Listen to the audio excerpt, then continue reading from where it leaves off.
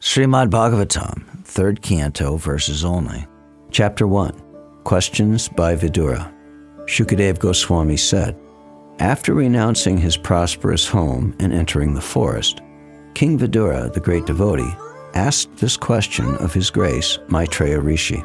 What else is there to say about the residential house of the Pandavas? Sri Krishna, the Lord of everything, acted as your minister. He used to enter that house as if it were his own, and he did not take any care of Duryodhana's house. The king asked Shukadeva Goswami, where and when did the meeting and discussion take place between Saint Vidura and His Grace Maitreya Muni? Kindly oblige, my lord, and describe this to us. Saint Vidura was a great and pure devotee of the Lord, and therefore his questions to His Grace Rishi Maitreya must have been very purposeful, on the highest level, and approved by learned circles. Sri Sutta Goswami said, the great sage Shukadeva Goswami was highly experienced and was pleased with the king. Thus being questioned by the king, he said to him, please hear the topics attentively. Sri Shukadeva Goswami said, King Dhritarashtra became blind under the influence of impious desires to nourish his dishonest sons, and thus he set fire to the lacquer house to burn his fatherless nephews, the Pandavas. The king did not forbid his son Dushasana's abominable action of grabbing the hair of Draupadi, the wife of the godly King Yudhisthira, even though her tears washed the red dust on her breast.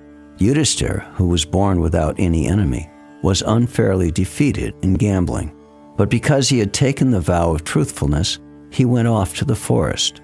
When he came back in due course and begged the return of his rightful share of the kingdom, he was refused by Dhritarashtra, who was overwhelmed by illusion.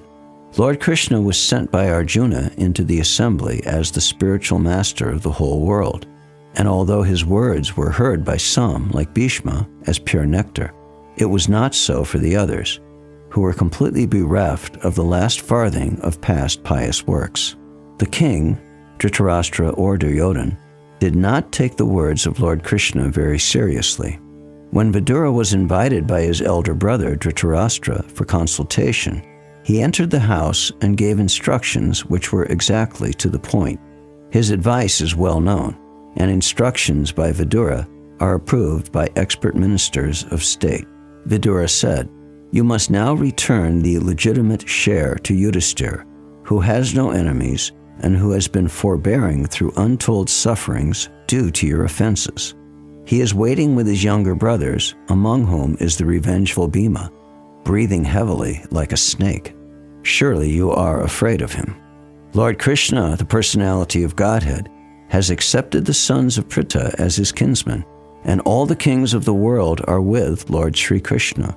He is present in his home with all his family members, the kings and princes of the Yadu dynasty, who have conquered an unlimited number of rulers, and he is their lord. You are maintaining a fence personified, Duryodhana, as your infallible son, but he is envious of Lord Krishna. And because you are thus maintaining a non-devotee of Krishna, you are devoid of all auspicious qualities. Relieve yourself of this ill fortune as soon as possible, and do good to the whole family. While speaking thus, Vidura, whose personal character was esteemed by respectable persons, was insulted by Duryodhana, who was swollen with anger and whose lips were trembling. Duryodhana was in company with Karna, his younger brothers, and his maternal uncle, Shakuni. Who asked him to come here, this son of a kept mistress? He is so crooked that he spies in the interest of the enemy against those on whose support he has grown up. Toss him out of the palace immediately and leave him with only his breath. Thus being pierced by arrows through his ears and afflicted to the core of his heart, Vidura placed his bow on the door and quit his brother's palace. He was not sorry, for he considered the acts of the external energy to be supreme. By his piety, Vidura achieved the advantages of the pious Kauravas. After leaving Hastinapur, he took shelter of many places of pilgrimage, which are the Lord's lotus feet. With a desire to gain a high order of pious life, he traveled to holy places where thousands of transcendental forms of the Lord are situated.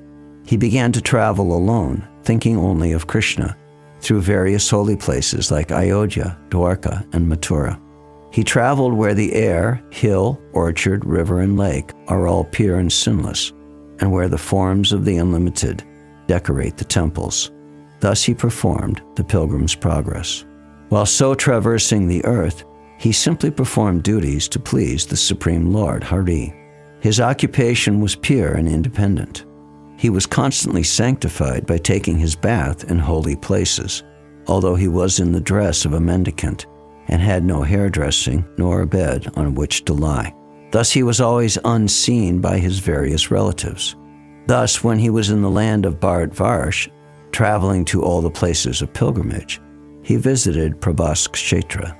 At that time, Maharaj Yudhisthira was the emperor and held the world under one military strength and one flag. At the place of pilgrimage at Prabhas, it came to his knowledge that all his relatives had died due to violent passion, just as an entire forest burns due to fire produced by the friction of bamboos. After this, he proceeded west, where the river Saraswati flows. On the bank of the river Saraswati, there were 11 places of pilgrimage, namely Trita, Ushana, Manu, Prithu, Agni, Asita, Vayu, Sudas, Go, Guha, and Shraddhadev. Vidura visited all of them and duly performed rituals. There were also many other temples of various forms of the Supreme Personality of Godhead, Vishnu, established by great sages and demigods. These temples were marked with the chief emblems of the Lord, and they reminded one always of the original personality of Godhead, Lord Krishna. Thereafter, he passed through very wealthy provinces like Surat, Salvira, and Matsya, and through western India known as Kuru Jungala. At last he reached the bank of the Jamuna, where he happened to meet Uddhava, the great devotee of Lord Krishna. Then, due to his great love and feeling, Vidura embraced him, Uddhava, who was a constant companion of Lord Krishna and formerly a great student of Brihaspati's. Vidura then asked him for news of the family of Lord Krishna, the personality of Godhead. Please tell me whether the original personalities of Godhead, who incarnated themselves at the request of Brahma, who was born out of the lotus flower from the Lord, and who have increased the prosperity of the world by elevating everyone, are doing well in the house of Shurasen. Please tell me whether the best friend of the Kurus, our brother-in-law Vasudeva, is doing well. He is very munificent. He is like a father to his sisters, and he is always pleasing to his wives. O Uddhava, please tell me how is Pradyumna, the commander-in-chief of the Yadus, who was Cupid in a former life. Rukmini bore him as her son from Lord Krishna, by the grace of Brahmins whom she pleased. O my friend, tell me whether Ugrasen, the king of the Sattvatas, Vrishnis, Bhojas, and Dasharas, is now doing well. He went far away from his kingdom, leaving aside all hopes of his royal throne. But Lord Krishna again installed him. O gentle one, does Samba fare well? He exactly resembles the son of the personality of Godhead. In a previous birth, he was born as Kartikeya in the womb of the wife of Lord Shiva, and now he has been born in the womb of Jambavati, the most enriched wife of Krishna. O Uddhava, does Yuyudhan fare well? He learned the intricacies of the military art from Arjuna and attained the transcendental destination, which is very difficult to reach, even for great renouncers. Please tell me whether Akrura, the son of Swapalka, is doing well. He is a faultless soul surrendered unto the personality of Godhead. He once lost his mental equilibrium due to his ecstasy of transcendental love and fell down on the dust of a road which was marked with the footprints of Lord Krishna. As the Vedas are the reservoir of sacrificial purposes, so the daughter of King Devakabhoja conceived the Supreme Personality of Godhead in her womb, as did the mother of the demigods. Is she, Devaki, doing well? May I inquire whether Aniruddha is doing well? He is the fulfiller of all the desires of the pure devotees, and has been considered from yore to be the cause of the Rig Veda, the creator of the mind, and the fourth plenary expansion of Vishnu. O sober one, others, such as Hridika, Charudeshna, Gada, and the son of Satyabhama, who accept Lord Sri Krishna as the soul of the self and thus follow his path without deviation, are they well? Also, let me inquire whether Maharaj Yudhisthira is now maintaining the kingdom according to religious principles and with respect for the path of religion. Formerly, Duryodhana was burning with envy because Yudhisthira was being protected by the arms of Krishna and Arjuna, as if they were his own arms. Please tell me whether the unconquerable Bhima, who is like a cobra, has released his long-cherished anger upon the sinners. The field of battle could not tolerate even the wonderful playing of his club when he stepped on the path. Please tell me whether Arjuna, whose bow bears the name Gandiva, and who is always famous amongst the chariot warriors for vanquishing his enemies, is doing well. He once satisfied Lord Shiva by covering him with arrows when Shiva came as an unidentified false hunter. Are the twin brothers who are protected by their brothers doing well? Just as the eye is always protected by the eyelid, they are protected by the sons of Pritha, who snatched back their rightful kingdom from the hands of their enemy Duryodhana, just as Garuda snatched nectar from the mouth of Indra, the thunderbolt carrier. O my Lord, is Pritha still living? She lived only for the sake of her fatherless children. Otherwise, it was impossible for her to live without King Pandu, who was the greatest commander and who alone conquered the four directions simply with the help of a second bow. O gentle one, I simply lament for he, Dhritarashtra, who rebelled against his brother after death. By him I was driven out of my own house, although I am his sincere well-wisher, because he accepted the line of action adopted by his own sons. I am not astonished at this, having traveled over the world without being seen by others. The activities of the personality of Godhead, which are like those of a man in this mortal world, are bewildering to others, but I know of his greatness by his grace, and thus I am happy in all respects. Despite his being the Lord and being always willing to relieve the distress of sufferers, he, Krishna, refrained from killing the Kurus, although they committed all sorts of sins, and although he saw other kings constantly agitating the earth by their strong military movements carried out under the dictation of three kinds of false pride. The appearance of the Lord is manifested for the annihilation of the upstarts. His activities are transcendental and are enacted for the understanding of all persons. Otherwise, since the Lord is transcendental to all material modes, what purpose could he serve by coming to earth? O my friend, please, therefore, chant the glories of the Lord, who is meant to be glorified in the places of pilgrimage. He is unborn, and yet he appears by his causeless mercy upon the surrendered rulers of all parts of the universe.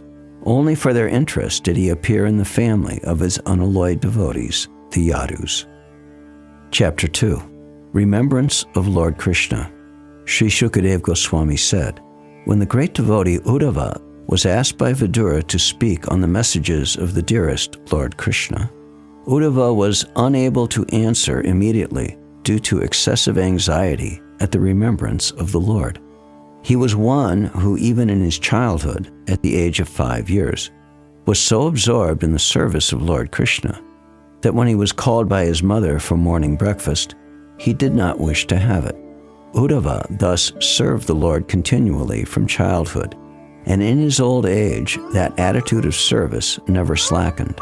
As soon as he was asked about the message of the Lord, he at once remembered all about him. For a moment he remained dead silent, and his body did not move. He became absorbed in the nectar of remembering the Lord's lotus feet in devotional ecstasy, and he appeared to be going increasingly deeper into that ecstasy. It was so observed by Vidura that Uddhava had all the transcendental bodily changes due to total ecstasy, and he was trying to wipe away tears of separation from his eyes. Thus Vidura could understand that Uddhava had completely assimilated extensive love for the Lord. The great devotee Uddhava soon came back from the abode of the Lord to the human plane, and wiping his eyes, he awakened his reminiscence of the past and spoke to Vidura in a pleasing mood. Sri Uddhava said, "My dear Vidura, the sun of the world, Lord Krishna, has set, and our house has now been swallowed by the great snake of time. What can I say to you about our welfare? This universe with all its planets is most unfortunate. And even more unfortunate are the members of the Yadu dynasty, because they could not identify Lord Hari as the personality of Godhead, any more than the fish could identify the moon. The Yadus were all experienced devotees, learned and expert in psychic study. Over and above this, they were always with the Lord in all kinds of relaxations, and still they were only able to know Him as the One Supreme who dwells everywhere. Under no circumstances can the words of persons bewildered by the illusory energy of the Lord deviate the intelligence of those who are completely surrendered souls. Lord Sri Krishna, who manifested His eternal form before the vision of all on the earth, performed His disappearance by removing His form from the sight of those who were unable to see Him as He is, due to not executing required penance. The Lord appeared in the mortal world by His internal potency, Yogamaya. He came in His eternal form, which is just suitable for His pastimes. These pastimes were wonderful for everyone, even for those proud of their own opulence, including the Lord Himself in His form as the Lord of Vaikuntha. Thus His, Sri Krishna's transcendental body, is the ornament of all ornaments. All the demigods from the upper, lower, and middle universal planetary systems assembled at the altar of the Rajasuya sacrifice performed by Maharaj Yudhisthira.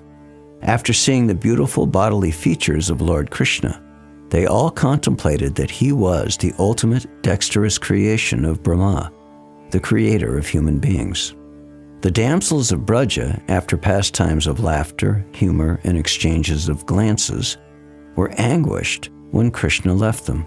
They used to follow Him with their eyes, and thus they sat down with stunned intelligence and could not finish their household duties. The personality of Godhead, the all-compassionate controller of both the spiritual and material creations, is unborn. But when there is friction between His peaceful devotees and persons who are in the material modes of nature, He takes birth just like fire, accompanied by the Mahatattva. When I think of Lord Krishna, how He was born in the prison house of Vasudeva, although He is unborn, how He went away from His father's protection to Braja and lived there incognito out of fear of the enemy, and how, although unlimitedly powerful, He fled from Mathura in fear, all these bewildering incidents give me distress. Lord Krishna begged pardon from His parents for their, Krishna and Balaram's, inability to serve their feet, due to being away from home because of great fear of Kamsa. He said, "O mother, O father, please excuse us for this inability. All this behavior of the Lord gives me pain at heart. Who, after smelling the dust of His lotus feet even once, could ever forget it? Simply by expanding the leaves of His eyebrows, Krishna has given the death blow to those who were burdening the earth. You have personally seen how the king of Chedi, Shishupal, achieved success in yoga practice, although he hated Lord Krishna. Even the actual yogis aspire after such success with great interest by performance of their various practices. Who can tolerate separation from Him? Certainly others who were fighters on the battlefield of Kurukshetra were purified by the onslaught of Arjuna's arrows, and while seeing the lotus-like face of Krishna, so pleasing to the eyes, they achieved the abode of the Lord. Lord Sri Krishna is the Lord of all kinds of threes, and is independently supreme by achievement of all kinds of fortune. He is worshipped by the eternal maintainers of the creation, who offer Him the paraphernalia of worship by touching their millions of helmets to His feet. Therefore, O Vidura, does it not pain us, His servitors, when we remember that He, Lord Krishna, used to stand before King Ugrasen, who was sitting on the royal throne, and used to submit explanations before Him, saying, "O my Lord, please let it be known to you. Alas, how shall I take shelter of one more merciful than He, who granted the position of mother to a she-demon, Putana, although she was unfaithful, and she prepared deadly poison to be sucked from her breast. I consider the demons who are inimical toward the Lord to be more than the devotees, because while fighting with the Lord, absorbed in thoughts of enmity, they are able to see the Lord carried on the shoulder of Garuda, the son of Tarksha, Kashyapa, and carrying the wheel weapon in his hand. The personality of Godhead, Lord Sri Krishna, being prayed to by Brahma to bring welfare to the earth, was begotten by Vasudeva in the womb of his wife Devaki, in the prison of the king of Bhoja.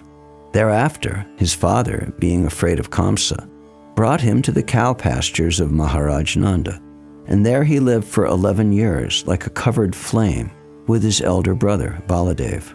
In his childhood, the Almighty Lord was surrounded by cowherd boys and calves, and thus he traveled on the shore of the Yamuna River, through gardens densely covered with trees and filled with vibrations of chirping birds. When the Lord displayed his activities just suitable for childhood, he was visible only to the residents of Vrindavan. Sometimes he would cry and sometimes laugh, just like a child, and while so doing, he would appear like a lion cub.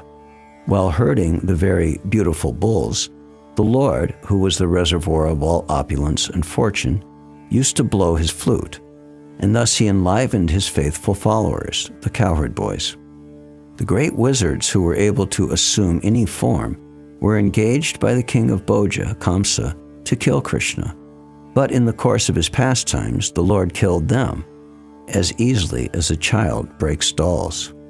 The inhabitants of Vrindavan were perplexed by great difficulties because a certain portion of the Yamuna was poisoned by the chief of the reptiles, Kaliya. The Lord chastised the snake king within the water and drove him away, and after coming out of the river, he caused the cows to drink the water and prove that the water was again in its natural state. The Supreme Lord, Krishna, desired to utilize the opulent financial strength of Maharaj Nanda for worship of the cows, and also he wanted to give a lesson to Indra, the king of heaven. Thus he advised his father to perform worship of Go, or the pasturing land and the cows, with the help of learned Brahmins. O sober Vidura, King Indra, his honor having been insulted, poured water incessantly on Vrindavan, and thus the inhabitants of Braja, the land of cows, were greatly distressed. But the compassionate Lord Krishna saved them from danger with his pastime umbrella, the Govardhan Hill. In the third season of the year, the Lord enjoyed as the central beauty of the assembly of women by attracting them with his pleasing songs in an autumn night brightened by moonshine.